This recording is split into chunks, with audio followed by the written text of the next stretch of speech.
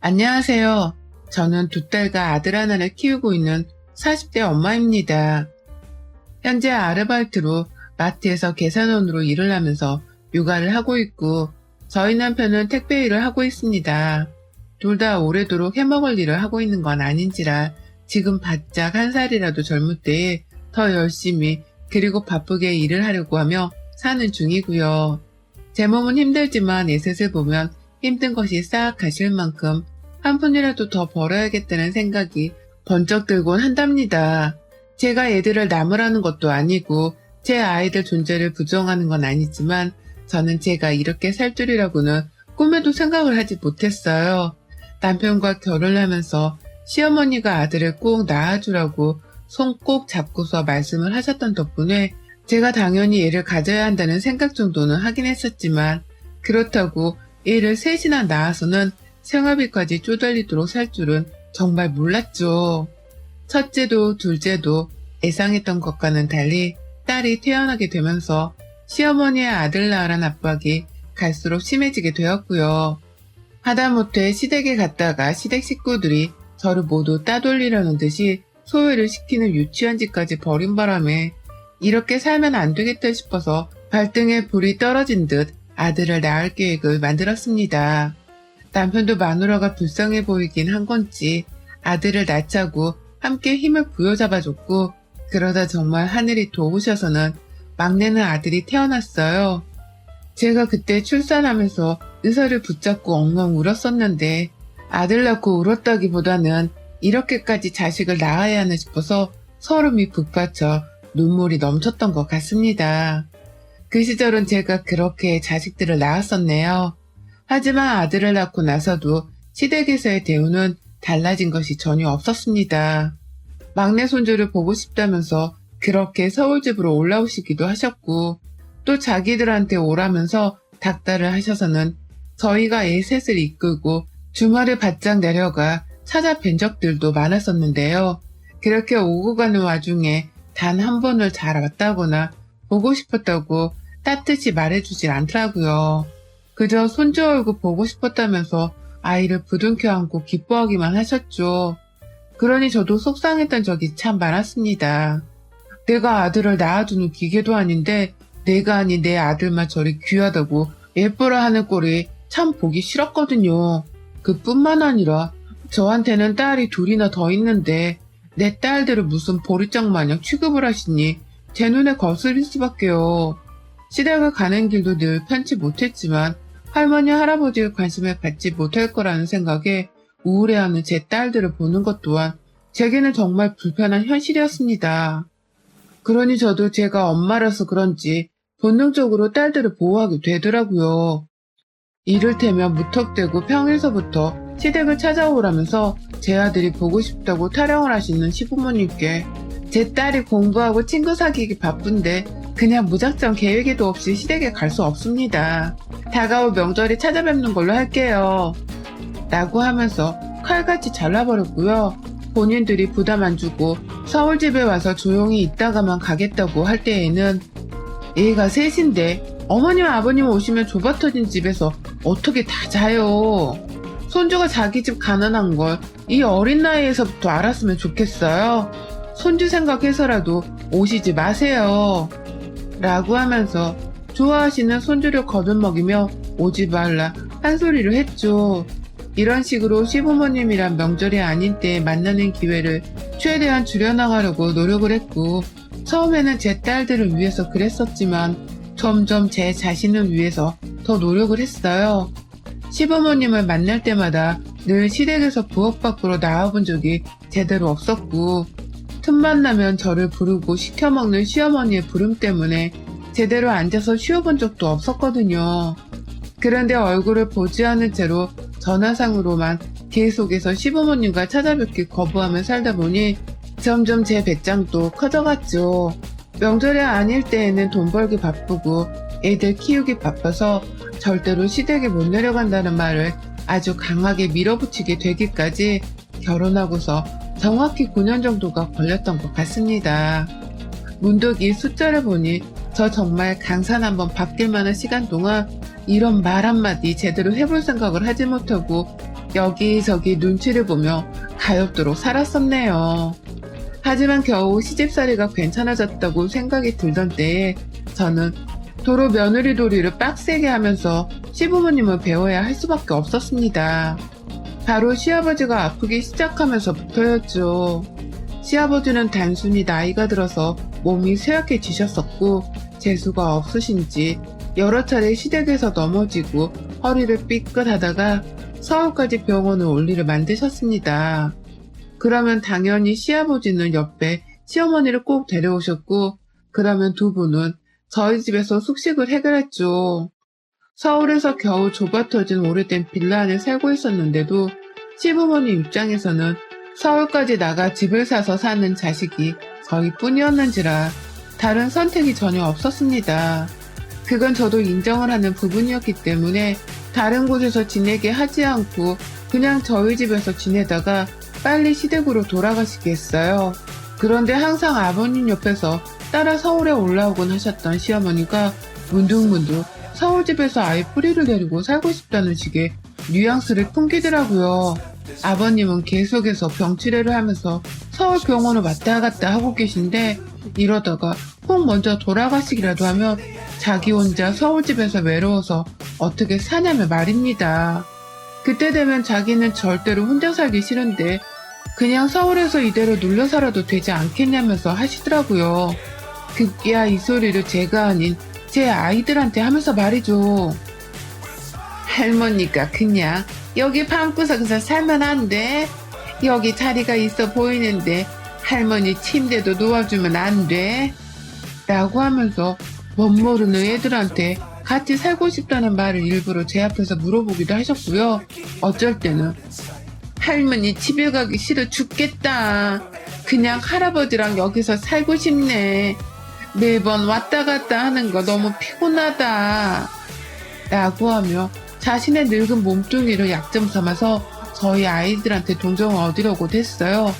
당연히 저희 부부하고는 전혀 상의가 되지 않은 문제였고 그때마다 저와 남편은 상당히 많이 당황을 했습니다. 시어머니는 아주 알짤 없었습니다. 곧 시아버지가 돌아가실지도 모르니 그 전에 빨리 자신의 거처를 서울로 옮기고 싶다는 마음속의 야망을 대놓고 드러내곤 하셨죠. 하지만 저도 그냥 잠자코 당한 속 터지는 며느리가 더 이상 아니었습니다. 어머님이 그런 말을 애들한테 하시는 걸 제가 듣는 순간 할머니 이상한 소리 하신다 그치? 라고 하면서 좀 경우는 없지만 배 아파 웃기까지 하는 속 시원한 소리를 해대며 시어머니의 입을 다물게 만들었습니다. 절대로 그런 일은 없을 거라는 걸 제대로 보여주고자 시어머니께는 말을 돌려가면서 직설적으로 안 된다 뱉어냈습니다. 우리 집에 절대로 세 식구는 없어. 우리 가족은 5끼리만 살 거야. 라는 식으로 말이죠. 그렇게 저는 겨우 시어머니의 뜻을 거절해가면서 시아버지의 병치레를 도와드리면서 정신없는 나날을 오래도록 보냈어요. 매번 서울집에 오실 때마다 일부러 짐을 더 바리바리 싸우고서는 원래 일정보다도 더 오래도록 머물려고 하는 시어머니를 보면서 저는 저대로 속이 터지려는 걸 겨우겨우 참아가며 떠나실 당일날이 되면 직접 제 두 손으로 시어머님 짐가방을 싸서는 짐 챙기는 걸 도와드리기까지 했었답니다. 이렇게까지 해서 시어머니를 내보내야 하는 제 입장도 너무 답답했지만 그렇게까지 시어머니한테 찬밥 신세를 당하면서도 내 집에 더 붙어있으려고 하는 시어머니도 참 배알이 없어 보이기 마찬가지였네요. 이렇게 저희 두 고부는 서로의 신경전을 늘 탐색하면서 함께 살지 말지에 대해 몇 년에 걸쳐 정답이 없는 말장난을 오래도록 늘여놓았어요. 저는 저대로 피곤해져 갔고 그건 남편도 마찬가지였습니다. 처음엔 당연히 좁은 집에서 우리 가족끼리 살아야 하는 게 정상이라고 말을 하며 고개를 흔들어대던 남편도 점점 시아버지가 쇠약해져 가시고 또 시어머니가 나이 들어가는 모습이 보이는 건지 저한테 실없는 소리를 내뱉더라고요. 시어머니랑 같이 모시며 사는 건 어떻냐는 질문은 말입니다. 시아버지가 돌아가시고 나면 혼자 적적하실 텐데 그냥 자기 엄마를 집에 모시고 와서 좁더라도 복잡거리면서 살아보자고 말을 하는데 확 진짜 주먹이 올라갔어요. 그 당시 저희 친정에서도 엄마가 먼저 돌아가시고는 친정 아버지가 혼자 살고 계셨었거든요. 그런데 우리 아버지 챙길 때에는 같이 모시고 살자는 말을 한마디도 안 하더니만 이제 와서 지네 엄마가 외로울 것만 생각을 하고서는 모시고 살자고 하는 남편이 미워 죽겠었죠. 그래서 저도 그 자리에서 바로 안 된다고 못을 제대로 박았습니다. 시어머니를 데리고 와서 살고 싶으면 우리 친정아버지도 데리고 와서 함께 살게 할 각오를 해야 할 거라면서 더 이상 쓸데없는 소리로 부부싸움을 하고 싶지 않으니 그에 관한 말은 꺼내지 말라 재차 확인 사살을 했어요. 그러니 남편도 더 말은 안 하려는 건지 입을 꾹 다물었고요. 하지만 시아버지가 1년 전 돌아가시게 되면서 남편의 태도가 확연하게 달라지기 시작했습니다. 저한테 직접적으로 언급을 하다가 씨알도 안 먹히니 은근히 저를 무시하고 피해가면서 제 정신 상태를 막 말려버리려 하더라고요. 코로나 시국에 시아버지 상을 치르고 나서 남편은 한동안 택배 일을 멈춘 후 시댁에 가 있었습니다. 마지막 휴가날까지 시댁에서 시어머니 옆에 꼭 붙어 있더라고요. 저는 그때 처음 알았어요. 남편이 이렇게 효자인 줄 말이죠. 평상시에 시댁에 명절을 지내러 가면 제사 음식을 도맡아 만드는 것도 저 하나였고 시댁집을 청소해주는 것도 저 하나였는데 그때도 한 번은 자기 집 앞에 나서서 도와주지를 않던 사람이 이제 와서 시어머니 옆에 꼭 달라붙어 있으니 환장할 노릇이었죠. 부디 그 여파가 저나 제 아이들에게까지 전달되지 않기를 바라는 마음으로 위태롭게 눈치를 보며 살았습니다. 그러다 보니 남편도 이런 제가 우습게 보이는지 자주 헛소리를 하더라고요. 전과는 전혀 다른 태도로 말입니다. 자기야, 우리 어머니가 혼자 많이 적적해 하시는 것 같은데 서울로 모셔오면 힘들라나?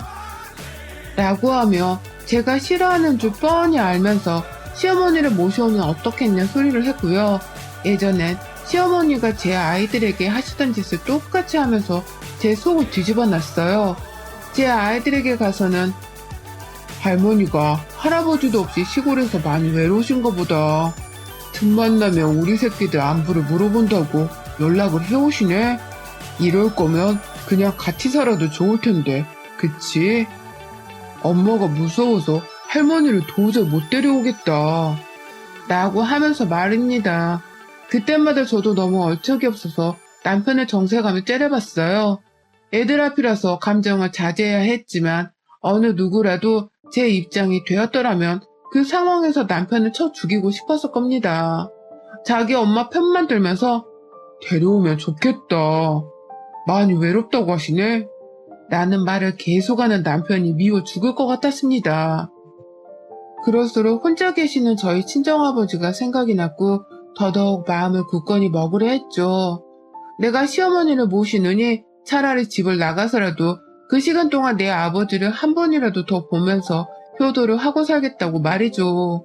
그렇게 남편하고도 불편한 눈치 싸움을 해가면서 정말 속이 까마득히 타들어가고 있던 중이었는데 지난 한 주 동안 제 속은 타들어가다 못해 활활 불에 타 제가 될 뻔한 일이 벌어졌어요.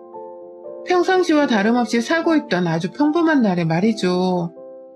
추석이 다 와가고 있었고 남편은 여전히 시어머니가 외롭겠다는 말을 되풀이하면서 제 속을 긁어대고 있었습니다. 시어머니가 보통 같으면 집에 내려올 때 서울에서 뭘 사오라면서 연락을 주시곤 하셨는데 어째 연락 한 번이 없더라고요. 그러던 중 제가 밖에서 장을 보다가 정말 우리 시어머니와 비슷하게 생긴 할머니 한 분을 마주쳤어요.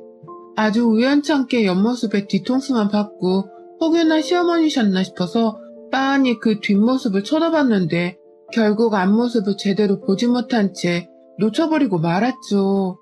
이상하다 싶었고 내가 요즘 너무 시어머니 생각 때문에 스트레스를 받고 있었나 싶어서 그날 일은 최대한 별거 아닌 것으로 치부를 하려 했습니다.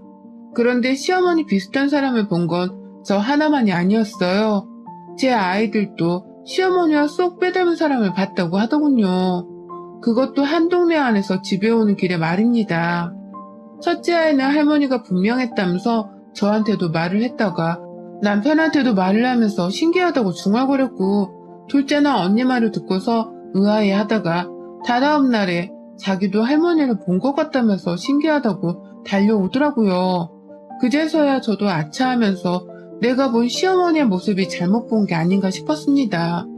그럼에도 불구하고 시어머니가 서울까지 오셨는데 저한테 연락도 안 할 리가 없다는 생각이 들어서 닮은 사람이 있나 보다 싶기도 했죠. 무엇보다 남편도 입을 꾹 다문 채로 그래? 라면서 자식들이 하는 말을 신기해하고만 있었는지라 저도 그러려니 했고요. 그런데 정말 아뿔싸 하는 일이 일어났어요. 명절 내려갈 준비를 하면서 혼자 바쁘게 애들 짐도 싸고 남편한테 어쩔 거냐면서 물어보고 있는데 남편이 대답을 안 하는 겁니다. 그냥 짐을 싸고 있는 저를 내버려 두기까지 하면서 말이죠. 그래서 남편한테 괜히 재촉을 했어요. 빨리 말을 해줘야 나도 친정에 언제 가는지를 알고서는 아버지한테 연락을 드릴 게 아니냐 하면서 말이죠. 그러자 남편이 대뜸 제 입에서 친정 소리가 나오니 저를 바로 쳐다보더니만 너네 친정에는 일찍 가게 될 거니까 걱정하지 마 라고 하는 겁니다. 그래서 순간 시댁에 가지 않아도 되나 싶었죠. 저희 친정아버지는 서울에 살고 계시기 때문에 시댁만 가지 않는다며 친정을 가는 건 수월했거든요. 그러니 저도 단번에 신이 나서는 정말 우리 시댁 안 가는 거야? 라고 물어보니 글쎄 남편이 충격적인 말을 했습니다. 글쎄 저희 시어머니가 저희 집 2층으로 이사를 왔다는 게 아니겠어요? 지금 살고 있는 이 허름한 빌라의 바로 위층으로 말입니다. 제가 벙 쪄서는 놀라있자 남편은 아주 자연스럽게 시어머니를 불렀어요. 핸드폰으로 전화를 해서는 내려와 라고 하니까 정말 1분도 채 지나지 않아서 밖에서 누가 우리 현관문을 두드리더라고요. 그리고 그 앞에는 정말로 시어머니가 서 계셨고요. 어찌 된 일이냐고 왜 나한테 미리 말을 해주지 않았냐고 물으니 남편은 아주 뻔뻔하게도 대답을 했습니다. 너한테 말하면 네가 기수가 안 된다고 반대를 할 텐데 내가 왜 말해? 우리 엄마 옆에 살고 싶은데 네가 뭔데 반대를 해서 일을 처치게 만들려고 그래. 안 그래? 그냥 서로 서울이랑 지방에 사는 듯이 살아. 엄마는 그냥 우리 집 위층에 이사를 온 것뿐이야. 라고 말해줘. 그 말이 끝나기가 무섭게 뒤에 있던 시어머니는 아주 당당히 집안에 들어와서는 아이고 내 새끼들, 아이고 내 손주, 할머니가 할아버지 보내고 너무 외로웠는데 이제 드디어 맨날 보고 살겠네. 라면서 남편의 말을 보란듯이 묵살시킨 채로 매일 보고 살자는 소름 끼치는 말을 하는 겁니다. 매일 보고 살자니 저한테는 죽으라는 소리나 다름이 없는 최악의 말이었죠. 그러니 남편도 처음엔 시어머니께 덜 기뻐하라는 듯이 눈치를 주는 듯 하더니만 자신을 째려보는 저와 눈이 마주친 후에는 대뜸 신경질을 부리대요. 아 그냥 좀 곁에서 살자. 누가 너보고 맨날 우리 엄마를 챙기고 살래? 왜 이래 쪼잔하게. 너도 꼬우면 니네 친정아버지한테 맨날 가면 되는 거잖아. 시어머니와 남편의 장단에 저는 정말로 제대로 놀아놨습니다. 마누라한테 한마디 물어보지도 않고 상의도 하지 않은 채 내가 불편해 죽으려 하는 시어머니를 다른 곳도 아닌 우리 집 위층으로 이사를 시킬 생각을 다 하다니. 시골집 팔고서도 서울 빌라를 살 돈이 있었다는 것에 한번 놀랐고 내 배우자라고 생각하는 내 남편이 내 편이 아니고 이리 은큼한 짓을 벌였다는 것에서 2번 놀랐어요. 그도 모자라 충격받았을 제 앞에 당당히 나타나서는 매일 보고 살자고 하면서 제 속을 뒤집어 놓을 말을 하면서 제 아들만을 보라한 듯이 껴안고 볼볼볼을 날리는 시어머니의 토 나오는 뻔뻔함에 놀라 심장이 벌렁벌렁 하더라고요. 저는 그동안 여기서 사연 읽으면서 남의 집구석을 들춰볼 때마다 어떻게 며느리들이 시어머니한테 손찌검을 하고 욕설을 내뱉나 싶었거든요. 전 우리 시어머니한테 그렇게 시집살이를 당하는 와중에도 미친년이라고 어른한테 연자 소리를 해가며 시어머니를 대하는 것 자체가 너무 경박스러운 짓이라 생각을 하는 사람이었습니다. 그런데 이번 기회에 그 생각과 고정관념이 싹 뒤바뀌었네요. 시어머니도 시어머니 나름이라는 것을, 어른같이 행동하지 못하는 인간들은 어른 대접을 굳이 해줄 필요가 없다는 것을 제대로 실감했어요. 이미 집을 이사온 윗집 할매를 당장 제멋대로 쫓아낼 수는 없는 노릇이었고요. 저는 도저히 제 새 아이들을 내버려 두고 집을 나갈 용기도 가질 수가 없었습니다. 그렇다고 이 새 아이들을 데리고서 친정으로 집을 나갈 배짱도 없었고요. 그치만 그럼에도 불구하고 나를 엿먹인 것과 다름없이 이 짓을 벌인 남편과 시어머니를 반드시 벌해줘야겠다 싶었어요. 그래서 저 이번 추석을 아주 개판으로 만들어버렸습니다. 그날 시어머니를 집에서 처음 봤을 때 두 사람에게 아무 말도 하지를 않았어요. 너무 충격이고 배신감에 남편을 보고 싶지도 않았죠. 하지만 밥 차리란 어머님 말씀에도 대답을 안 했고 뭐하냐고 물어보는 남편의 말에도 대답을 하지 않았습니다. 그냥 두 사람은 없는 듯이 생각하기로 한 거예요. 그러니 남편도 왜 저래? 삐진 거야? 라고 하면서 저의 심정을 아주 우습게 받아들였는데 저는 그런 남편한테 순간 화가 올라와서 뺨을 때려버렸습니다. 지금 웃음이 나와 이 새끼야? 라면서 시어머니 앞에서 말입니다. 그러자 시어머니는 경박스럽게 애들 앞에서 남편을 때렸다며 저를 때리려고 달려들었고 저는 그런 시어머니를 맞서겠다고 뭐 어쩌라고 라고 손을 들었다가 남편이 겨우 중간에서 막아서고는 시어머니를 데리고 나가버리더라고요. 윗집으로 피신을 한 거죠. 그날 후 남편은 남편대로 시어머니는 시어머니대로 제가 싹 다 무시를 하고는 투명인간 취급을 했습니다. 추석 전에 토요일이 되니 어머님도 제사 준비를 어떻게 해야 할지 빨리 결정을 내려야겠다 싶으신 건지 저한테 말을 걸어오더라고요. 얼굴에 철판을 깐 채 말입니다. 명절 음식은 뭘부터 준비해야 할지, 제사는 우리 집에서 지낼지 자기 집에서 지낼지 하면서 아주 대수롭지 않게 문을 두드리고 들어와서는 제사 얘기를 하는데 기가 차더라고요. 그때까지도 저는 아무 대답을 하지 않은 채 시어머니를 그냥 노려보기만 했고요. 제 눈치를 보다가 다시 나가버린 시어머니는 그날 오후에 다시 찾아오셨어요. 시골집에서 챙겨온 제사 그릇이나 상까지 싹 다 챙겨서는 오더라고요. 한마디로 우리 집에서 제사를 지내게 하겠다는 뜻이었죠. 하지만 저는 그런 시어머니를 보란듯이 아무런 제사상 준비도 하지 않은 채 제 옷가지를 챙겨 입었어요. 좋아하시는 손주를 실컷 보라고 놔둔 채 제 딸들만을 데리고서 친정에 가려고 하니 어머님도 저를 말리고 남편도 뭐하는 짓이냐며 저를 또 말렸답니다. 거의 반 협박을 하듯 윽박을 지르면서 말이죠. 왜 제사 준비도 안 해놓고 친정에 가려고 하냐면서 소리만 지르던 시어머니의 말에 저도 한마디는 해줘야겠다면서 부엌까지 제 손으로 끌고 들어가선 소리를 쳤어요. 어머님, 손이 없어요? 발이 없어요? 직접 차려서 제사 준비하세요. 저는 우리 친정집에 갈라니까. 저한테 말도 없이 윗집으로 이사와서는 평생을 붙어먹고 살려고 하면서 명절 때까지도 지긋지긋하게 제 얼굴을 보고 사시라고요? 이제 어머님은 맨날 우리 윗집에 계실 테니 명절만큼은 저도 우리 친정에 가서 푹 인사드리고 올게요. 명절 동안 저 절대로 찾을 생각도 하지 마시고요. 명절 끝나고 뵈어요. 이 집안의 귀한 아들이랑 제사 잘 치르시고요. 라고 하고는 그 길로 친정에 왔습니다.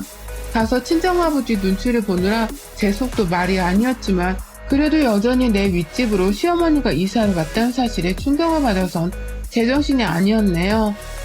어떻게든 명절 동안만이라도 제사를 안 치르면서 휴식을 취하고 싶었던 거고 그래서 저는 지금도 이 글을 친정에서 쓰고 있습니다. 내일 아침에 집에 갈 건데 이제부터는 시어머니 그리고 남편과의 본격적인 전쟁이 시작되겠죠. 하지만 저는 이번 명절에도 시어머니 소나기에서 잘 벗어난 것처럼 돌아가고 나서도 절대로 시어머니의 손에 휘둘리며 살지 않을 거예요. 내 돈 보고 살라고 일부러 내 집 위층까지 와서 살기로 한 시어머니를 보란듯이 덕이고 뭐고 아무것도 주지 않으면서 내 새끼들만 챙기고 잘 살 거라고요. 어디 지들이 내 도움과 관심 없이 잘 살 수 있을지 직접 보여주고 말 겁니다. 며느리 함부로 부려먹으며 옆에 끼고 살려고 하면 저 그때는 또다시 사연을 보낼 만한 일을 저지르고서는 찾아올게요. 여러분의 생각은 댓글로 남겨주세요. 오늘도 시청해주셔서 정말 감사합니다.